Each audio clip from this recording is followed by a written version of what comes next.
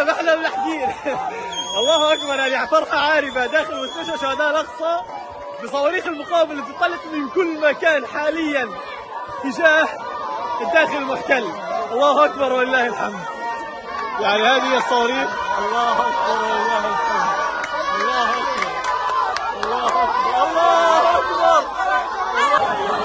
الله اكبر الله اكبر كلهم. الله اكبر.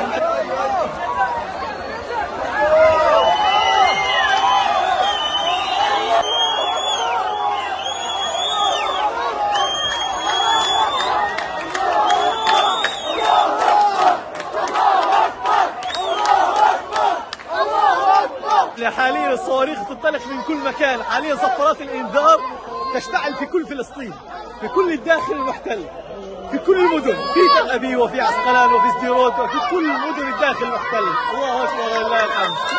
يعني والله هذه